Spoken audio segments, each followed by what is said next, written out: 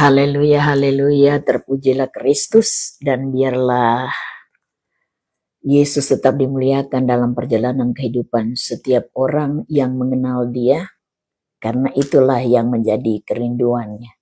Sehingga ada banyak orang yang bisa mengenal Dia secara pribadi. Oke, saudara sekalian, sebelum kita mendengar dan menerima kebenaran firman Allah, mari kita masuk di dalam doa, mari kita berdoa. Selamat malam Bapa, selamat malam Tuhan Yesus, selamat malam Roh Kudus. Terima kasih atas anugerah-Mu waktu yang ada untuk kami kembali bisa mendengar dan menerima kebenaran firman Allah. Mari Tuhan tolong taruh dalam kehidupan setiap pribadi umat-umat Tuhan, agar punya kerinduan yang besar, bisa mendengar dan menerima kebenaran firman Allah, dan bisa mengerjakannya dalam perjalanan hidup di setiap harinya. Urapan-Mu bekerja untuk hamba dan setiap pribadi umat-umat Tuhan. Kami terima firman, kehidupan memuji kebesaran-Mu. Yesus hidup untuk keselamatan banyak orang. Haleluya. Kami sambut firman-Mu. Amin. Saudara, mari kita membuka kebenaran firman Allah. Nah, kita mengambil pada Matius ya, Matius pasal yang ke-12, kita akan melihat pada ayat yang ke-36 dan ayat yang ke-37. Firman Allah berkata sebagai berikut, tetapi aku berkata kepadamu, setiap kata sia-sia yang diucapkan orang harus dipertanggungjawabkannya pada hari penghakiman, karena menurut ucapanmu engkau akan dibenarkan dan menurut ucapanmu pula engkau akan dihukum. Nah, saudara, mungkin ada orang yang bertanya, kenapa ini ibu mengangkat ayat ini? Karena beberapa hari yang sudah lewat, firman Allah itu semuanya tentang masalah hidup, tentang pergumulan hidupnya. Itu baik, sehingga orang bisa berdiri teguh. Tapi perlu kita memperhatikan firman Allah yang menemplak keberadaan hidup setiap orang, sehingga tidak ada yang lengah. Nah, di sini dikatakan firman Allah, setiap kata sia-sia yang diucapkan orang harus dipertanggungjawabkan pada hari penghakiman. Saudara sekalian, kalau kita melihat ayat ini, di sini memberi pemahaman bagi setiap orang percaya, hati-hati dalam perkataan.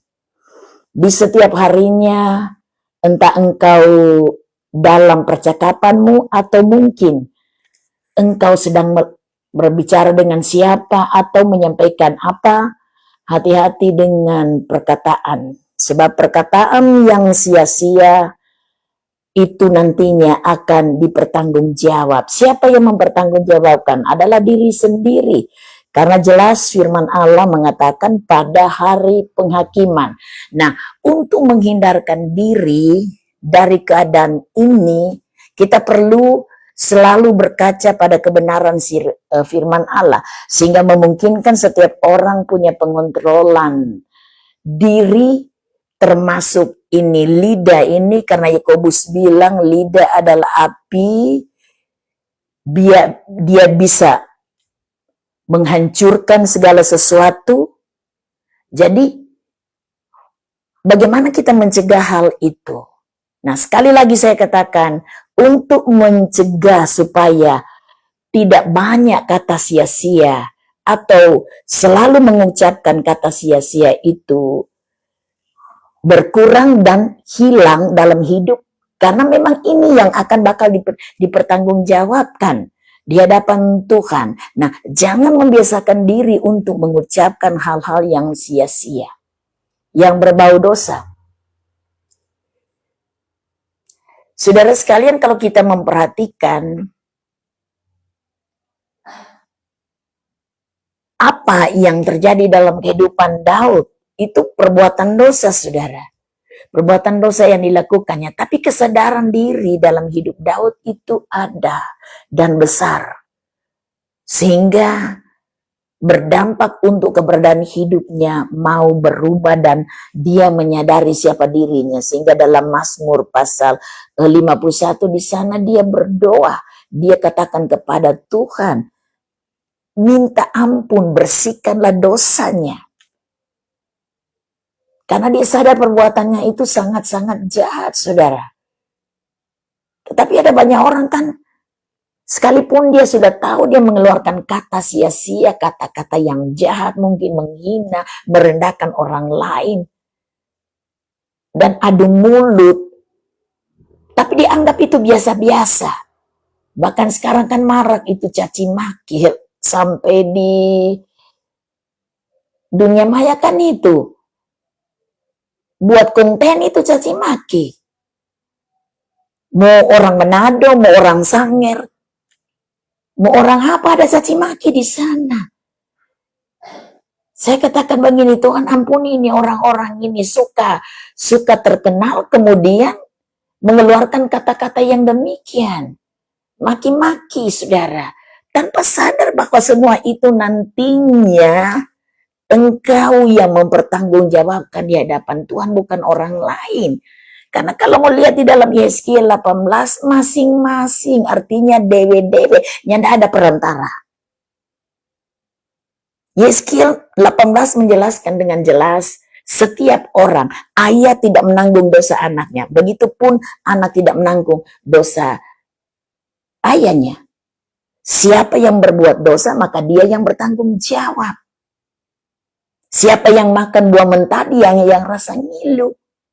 Tapi kalau orang berdosa itu bertobat, maka dosanya ini dihapuskan. Tapi dengar, sekalipun dia orang benar, perhatikan ini, sekalipun dia orang benar, tetapi di ending kehidupannya, di akhir hidupnya dia melakukan sesuatu yang buruk, sesuatu yang salah.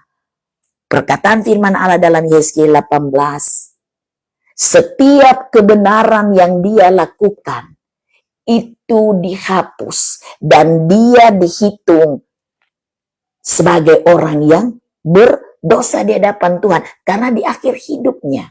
Tetapi saudara, sekalipun orang fasik ketika di hidupnya, mungkin dia Tuhan meluaskan dia untuk sakit, dan dia menyadari diri, dia minta ampun, dia bertobat. Semua bentuk kesalahan, bagaimanapun kesalahannya, Tuhan akan mengampuni. Sama seperti Daud, Tuhan mengampuni. Tapi banyak orang kan tidak anggap itu biasa-biasa. Saudara, kadang-kala saya rasa takut kalau mendengar lelucon di dunia maya, maki-maki. Dan itu trendy, saudara. Apa karena supaya meraup keuntungan dari situ sehingga orang banyak yang menyukai?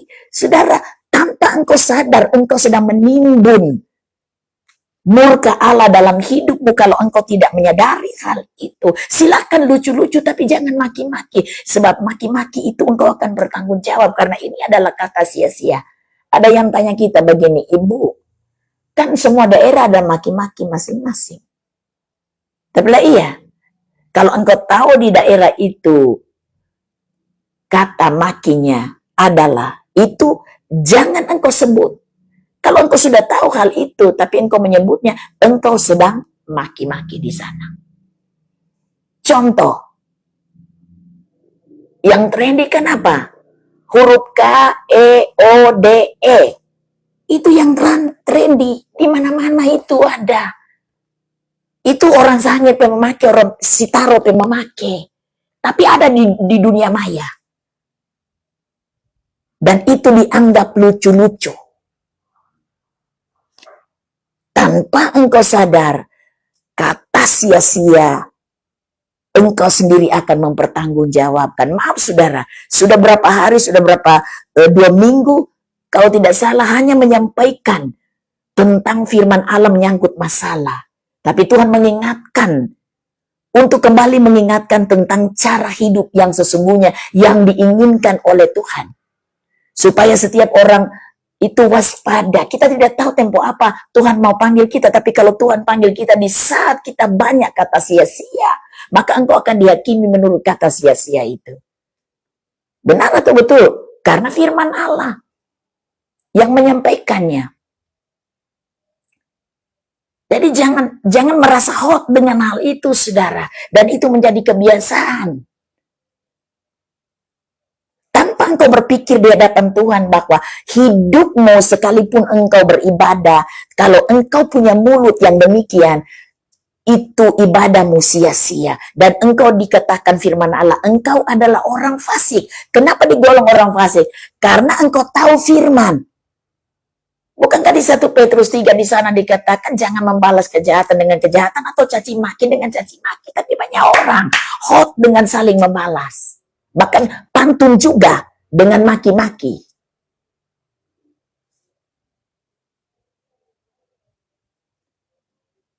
Tanpa menyadari bahwa itu sangat memicu rasa sakit hati Tuhan. Nah, orang percaya harus siuman dengan keadaan diri sendiri. Saya tidak sedang menghakimi orang, tidak, tapi memberitahu apa yang Tuhan mau dalam hidup ini, mencegah untuk engkau mengalami murka Allah nantinya di kehidupan kemudian. Karena yang menghakimi dia, bukan siapa-siapa. Penghakiman di dunia ini boleh dibayar. Yang putih bisa jadi hitam, yang hitam bisa jadi putih. Tapi penghakiman Allah tidak ada sogokan, saudara. Ya di atas ya, tidak di atas tidak. Dan yang menjadi hakim adalah Yesus. Nah, kita mempersiapkan diri kita masing-masing. Jangan membiasakan diri dengan kata sia-sia, umpatan yang sia-sia, menghina orang lain dengan kata yang sia-sia, merendahkan orang lain dengan kata yang sia-sia. Dan itu pun merasa hebat karena mengeluarkan kata-kata cercaan, dianggap manis-manis, baik-baik. Oh, dia berani. Dan merasa angkuh, saudara. Dijauhkan Allah, orang percaya model demikian. Hari Minggu ada di gereja. Ibadah wadah ada. Kalau hari Minggu angkat tangan. Kerja bakti rajin. Tapi karakter sungguh sangat memalukan nama Tuhan. Tidak menjadi cermin hidup bagi banyak orang. Mempermalukan Tuhan. Apakah seperti itu? Orang percaya, sebenarnya orang percaya berlomba-lomba untuk melakukan hal yang baik. Berbicara hal yang baik. Kesempatan untuk mempermuliakan nama Tuhan. Mumpung ada wadah untuk kita melakukannya. Tapi banyak orang kan kesempatan untuk melakukan hal yang buruk. Dan itu merasa trendy, saudara. Saya kadang-kala jadi takut melihat hal seperti itu. Bukan tidak ada kelemahan, tidak ada kekurangan. Ada kelemahan, ada kekurangan. Tetapi menyadari, oh Tuhan, contoh salah bicara. Oh Tuhan, ampuni, kita salah bicara. Mungkin salah berpikir, oh Tuhan, ampuni saya salah berpikir. Atau bersikap kurang baik. Tuhan ampuni. Ada sikap yang kurang baik. Tapi kan ada orang. Dia sudah melakukan yang buruk, tapi dia merasa lebih hebat lagi. Bahkan marah kepada orang yang mau menasihati. Apalagi kalau dengar firman seperti ini.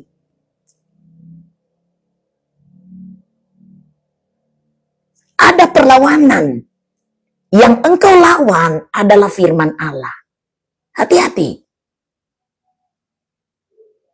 Karena saya banyak melihat bukti orang yang tidak tunduk terhadap firman, saudara.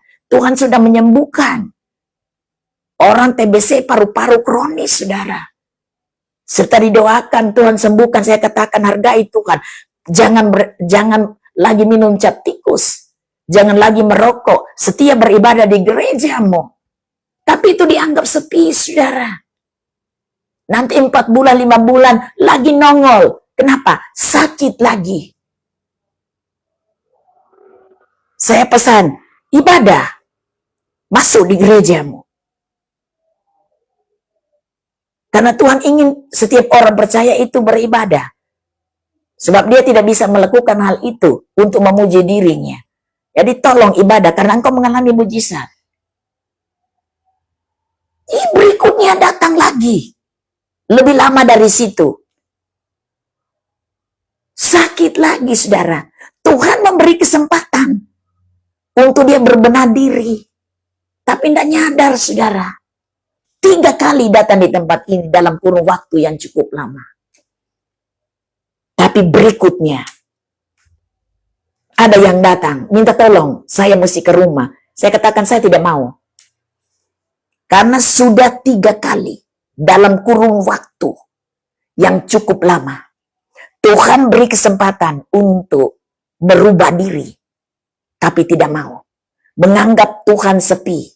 Tanpa sadar Tuhan Maha Kasih, tapi ingat ada kecemburuannya. Tuhan sudah memberi, mengulur-ngulurkan waktu. Demi menunggu perubahan, tapi tidak berubah. Saya tidak pergi, saudara. Berapa kali bolak-balik orang panggil saya katakan maaf. Saya tidak mau pergi. Karena selesai kalau dia sembuh lagi, dia lagi menyakiti hati Tuhan. Tidak mau ibadah, tapi terus mengkonsumsi cap tikus. Ngisap rokok. Hidup gaya berandal. 1 minggu dari situ saya mendengar death, saudara. Kenapa? Karena menyia-nyiakan waktu yang Tuhan beri, saudara. Tuhan sudah sembuhkan 3 kali. Saudara bisa bayangkan betapa Tuhan begitu berbelas kasihan. Menunggu perubahan demi perubahan. Tapi dianggap sepi kasih Tuhan. Waktu yang diberikan Tuhan dianggap sepi. Orang percaya jangan model demikian, saudara. Jangan. Karena Tuhan memiliki batasannya, saudara. Batasan. Ada waktu yang dia tetapkan untuk seseorang. Sama juga waktu saya masih di Bitung. Sama. Ada seseorang sama. Paru-parunya paru akut. Menurut medis dia tidak bisa disembuhkan, saudara.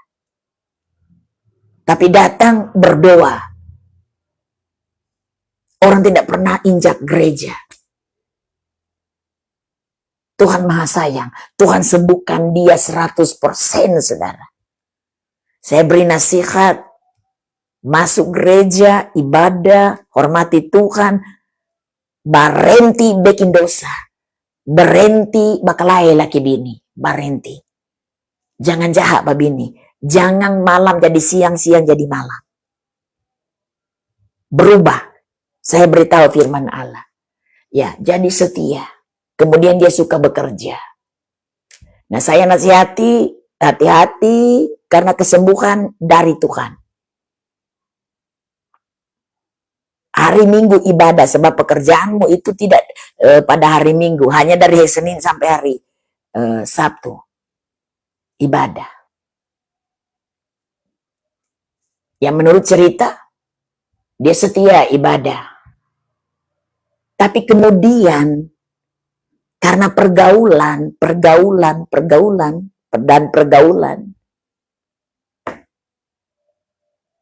dia kembali kepada sama dengan babi kembali di kumbangan. Melakukan hal yang sama bahkan lebih.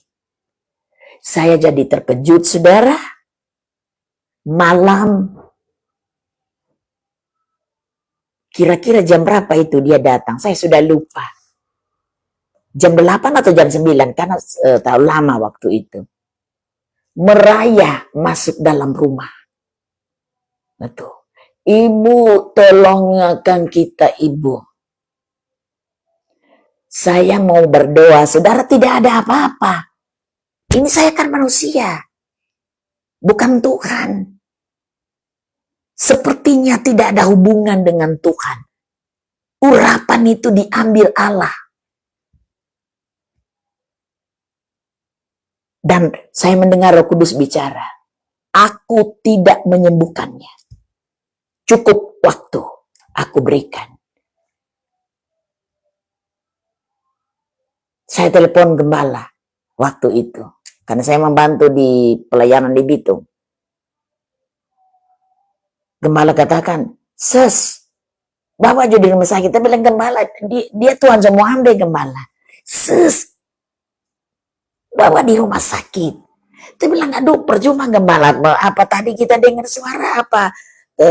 Roh Kudus bilang Tuhan semua ambil dia. Cuma bekilalah bantar petor." Ses, itu tanpa doa. Ses, kalau orang mati, ses tanpa. Ya memang gembala tujuannya melindungi pelayanan saya, saudara. Jadi mau tidak mau, mesti bawa di rumah sakit. Ada bawa, saudara. Di rumah sakit. Tidak sampai berapa lama, kemudian dia meninggal. Saya beritahu gembala. Gembala langsung bilang begini, "Ses, itu bilang bawa di rumah sakit. Kalau mati di ses rumah, orang pikir ses itu udah bunuh dia." Saya paham gembala punya maksud waktu itu. Dia melindungi pelayanan yang Tuhan berikan bagi saya. Tapi kan repot mengurus orang demikian, saudara. Repot. Bawa pulang ke tempatnya. Repot, saudara. Waktu itu. Tidak diberi kesempatan, saudara, untuk kedua kalinya. Tapi itu yang tadi diberi kesempatan sampai 3 kali. Tapi dia menganggap itu sepi. Asih Tuhan kok maha sayang. Tuhan tetap kasih baik. Kebanyakan orang bobo di sini. Asih toh. Tuhan maha pengampun. Tuhan tetap kasih baik. Saudara, tanpa nyadar yang mana ada batasan itu, saudara. Kasihnya diberikan dengan kecemburuan. Makanya saya berani-berani bicara firman. Karena saya ada pengalaman dengan hal-hal seperti itu. Melayani orang yang kumabal, saudara. Tapi orang yang patuh, sekalipun penyakitnya begitu berat, kalau dia tunduk dan terus, dia hidup lama, saudara. Bahkan ada yang sampai sekarang hidup lama, saudara. Oleh medis dia mesti dioperasi. Dioperasi di Bandung. Karena jantung, klep jantung. Tapi tidak jadi operasi, saudara. Tuhan menyembuhkan sampai sekarang dia masih hidup, saudara. Nah, kembali kepada firman Allah. Batasi dirimu untuk berbicara hal yang sia-sia. Hal yang sia-sia itu bagaimana? Hal yang membuat hati Tuhan tersinggung. Contoh, kata-kata jahat, termasuk maki-maki, menghina orang, memfitnah orang, merendahkan orang. Tidak ada omongan lain, hanya merusak nama orang lain. Orang berusaha untuk berbuat baik, dia tetap menghancurkan nama orang itu. Nah, ini orang-orang demikian tanpa sadar waktunya Tuhan akan terjadi untuk mereka. Kita jangan pikir keadaan seperti itu tidak dihitung oleh Allah. Tuhan melihat ada malaikatnya yang mencatat hal itu. Ada buku yang mencatat. Selain buku kehidupan, ada buku-buku lain untuk mencatat perbuatan, saudara. Saudara buka di Wahyu itu, akan menemukan hal itu. Jadi belajar dalam hidup ini, buang kata sia-sia, menghindar kata sia-sia. Kata sia-sia muncul kadangkala ada kekesalan. Kata sia-sia muncul kadangkala merasa lebih sehingga mau merendahkan orang. Itu adalah kata sia-sia. Kata sia-sia adalah merasa lebih hebat dari orang lain. Itu sia-sia di hadapan Tuhan. Kata sia-sia merasa bisa untuk segala sesuatu. Kita bisa semua karena Tuhan, saudara. Kita bisa semua karena Tuhan. Makanya saya tadi dimuat di reel. Kalau kita dipanggil, kalau kita bisa melakukan sesuatu, itu semua untuk kemuliaan nama Tuhan.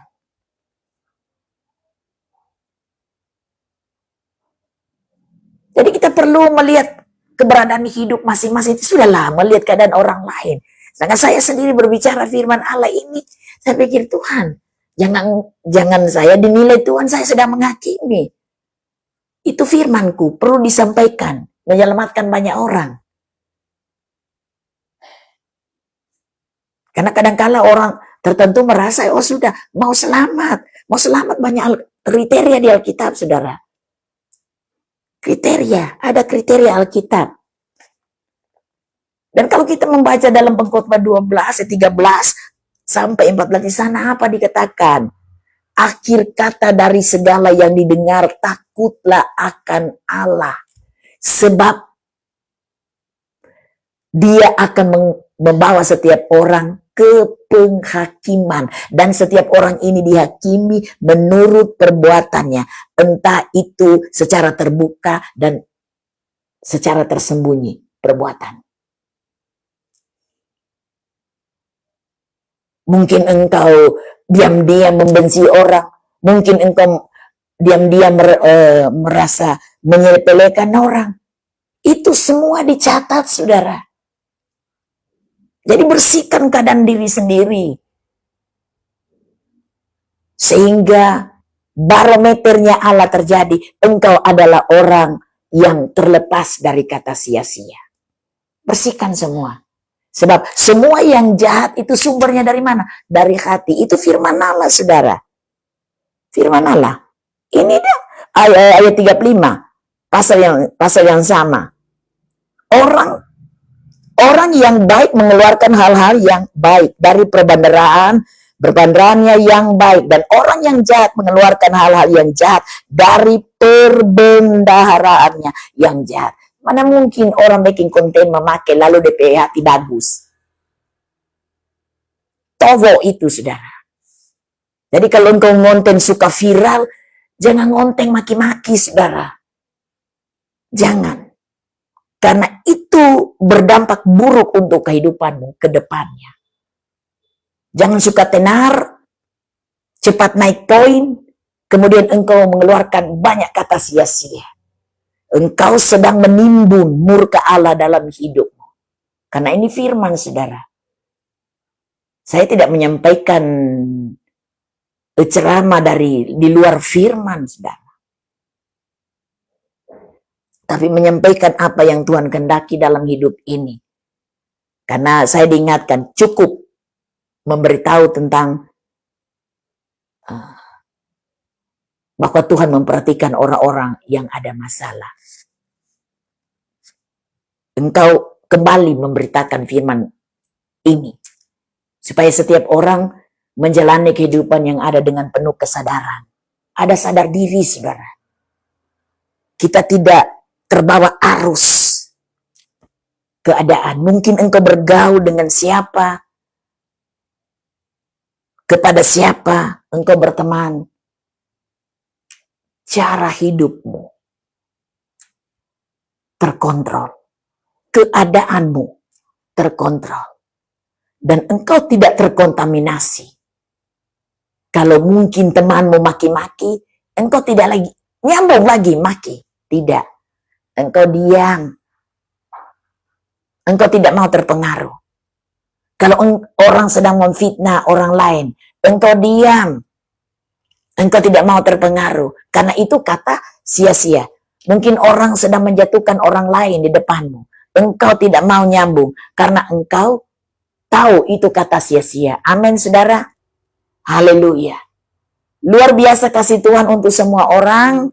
Dan mari kita menjalani kehidupan yang ada seperti apa yang Dia inginkan. Karena Tuhan kita maha kasih. Namun di balik dari kasih-Nya, ingat banyak kali saya katakan, ada kecemburuannya. Batasi keberadaanmu dengan melihat, memperhatikan filter firman Allah. Karena hanya filter firman Allah yang memurnikan keadaan setiap orang. Bangun hubunganmu dengan Dia. Sekalipun kita banyak kesibukan, tapi jangan lupa untuk memperbaiki keadaan diri sendiri. Karena namanya manusia, satu hari 24 jam.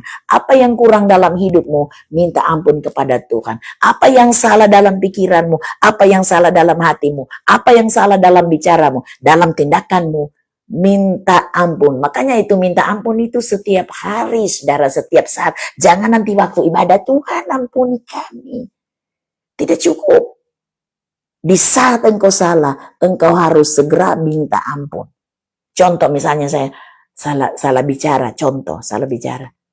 Kemudian tersadar, oh Tuhan ampuni kita, ampuni Tuhan, ampuni. Seperti itu orang percaya.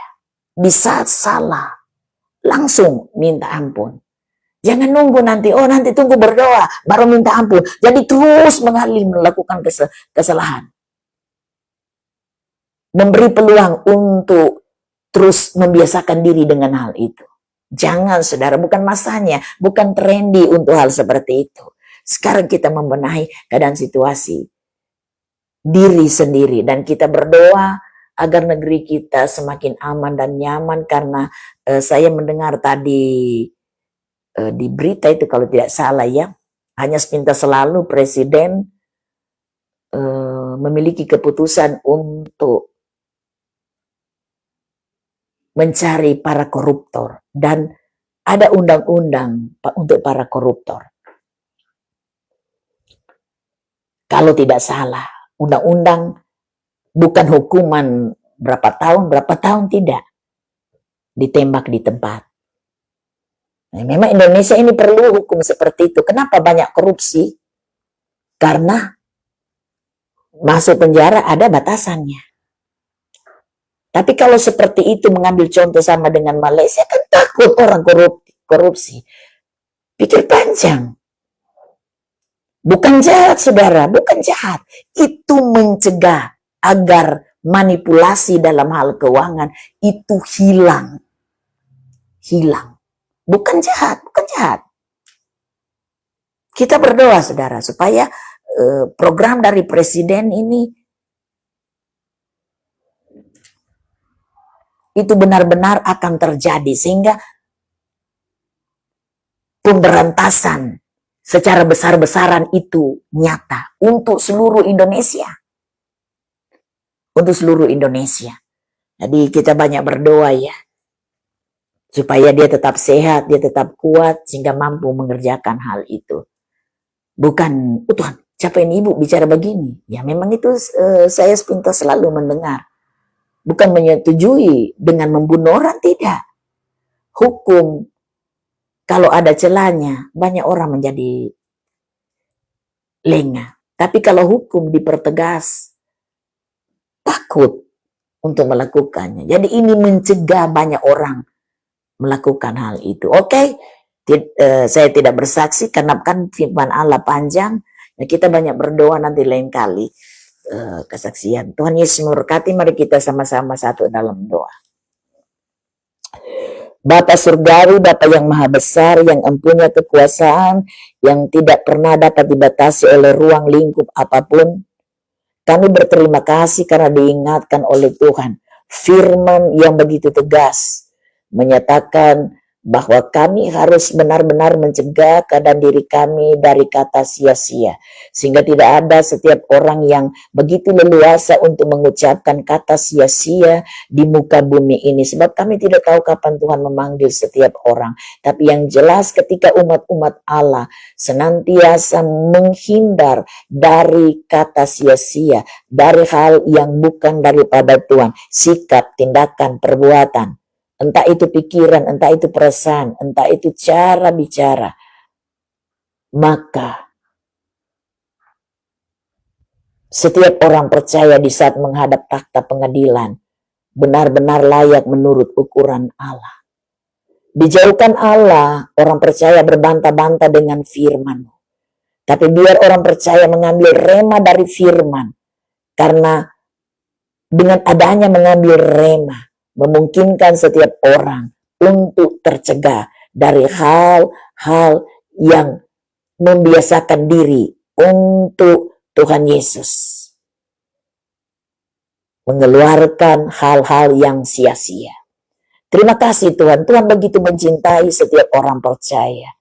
Dan bimbing setiap umat-Mu dengan cara Allah tersendiri. Sehingga masing-masingnya benar-benar hidup terarah tidak menyimpang ke kiri, tidak menyimpang ke kanan, tetapi berjalan sesuai dengan aturan Allah. Karena itulah yang menjadi kemauan, sehingga tidak kehilangan kehidupan kekekalan, tapi benar-benar kehidupan kekekalan menjadi warisan di saat umat-umatmu tidak menjadi lemah dalam mengiring melayani Tuhan. Terima kasih Tuhan. Tidak ada kata kalimat yang cukup untuk kami utarakan. Terima kasih. Engkau tidak menghendaki seorang anak manusia untuk menuju kebinasaan, tetapi Engkau menghendaki setiap orang percaya menuju kehidupan kekekalan bersama dengan Tuhan. Namun dibalik daripada apa yang ada, Tuhan memberi aturan, dan aturan ini penting untuk diikuti oleh setiap orang. Bawa setiap orang untuk mengambil aturan yang ada. Terima kasih Tuhan. Hamba berdoa untuk orang-orang yang butuh uluran tangan Tuhan, yang mengalami kesakitan secara tubuh jasmani.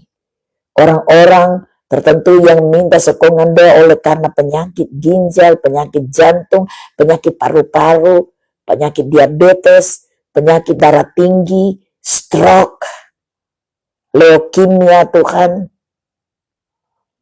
asam urat, mah,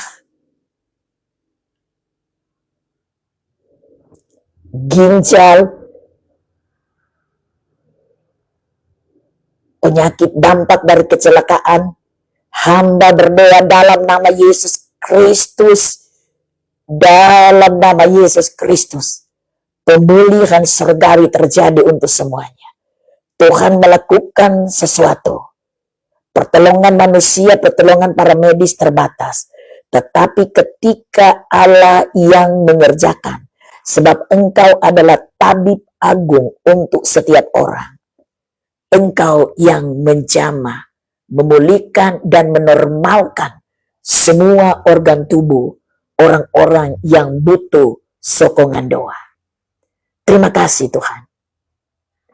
Orang-orang yang putus harapan, orang-orang yang kehilangan Tuhan Yesus keseimbangan oleh karena berbagai tekanan hidup, kesulitan hidup yang mereka alami di tengah-tengah perjalanan kehidupan yang ada. Hamba berdoa dalam nama Yesus Kristus, teguhkan keberadaan hidup mereka, kokohkan iman mereka, sehingga mereka memahami dan mengerti bahwa dalam kondisi yang demikian, Tuhan tidak pernah membiarkan setiap orang, tapi justru sebaliknya, dalam keadaan seperti itu, Engkau ada mendampingi umat-umat Tuhan. Terima kasih Tuhan. Semua bentuk harapan umat-Mu yang berkenan kepadamu, yang sesuai dengan koridornya Allah, dalam segala hal yang tidak dapat diungkapkan karena mulut terbatas, tapi Engkau tahu relung hati, Engkau tahu rintihan hati, semuanya. Di dalam nama Yesus Kristus Engkau menjawab dan menolong. Terima kasih Tuhan, terima kasih. Lepaskan, bebaskan umat-Mu dari hal yang membuat mereka takut. Lepaskan, bebaskan umat-Mu dari hal yang membuat mereka khawatir. Biar semua umat Allah menjalani kehidupan yang ada penuh dengan ketenangan, penuh dengan kebahagiaan. Begitupun hamba berdoa untuk orang-orang yang ditambahkan Tuhan usia ulang tahun pada hari ini. Hamba minta dalam nama Yesus Kristus, berkati dengan kesehatan, dengan kekuatan, dengan semangat baru, umur panjang dari sorga, menjadi bagian semuanya yang berhari ulang tahun. Dan Allah ada untuk mereka. Biar mereka terus dan tetap bersuka cita oleh karena ketambahan usia dari Allah sendiri. Terima kasih Tuhan. Secara khusus hamba berdoa untuk Bapak Presiden Prabowo bersama Bapak Gibran yang mereka seia sekata untuk memberantas para koruptor yang ada di Indonesia. Tuhan tolong keberanian surgawi demi kelepasan negeri kami dari para koruptor. Tuhan yang melindungi mereka. Hindarkan mereka dari hal yang tidak menguntungkan keberadaan hidup mereka. Tapi kesehatan, kekuatan, semangat baru mengalir untuk mereka. Hikmat, marifat dari Allah mengalir untuk mereka. Sehingga mereka semakin leluasa untuk melakukan hal ini. Sehingga Indonesia ini semakin bersih dari orang-orang yang meraup keuntungan. Sehingga ada banyak lapisan masyarakat yang hidup dalam kemiskinan. Tuhan tolong. Biar umur panjang menjadi bagian Bapak Presiden kami dan Bapak Gibran.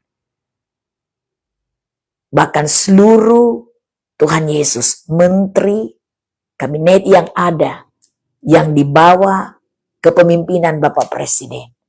Semuanya mereka bergerak, bekerja bersama-sama. Singkapkan segala sesuatu yang tertutup. Engkau akan melakukannya.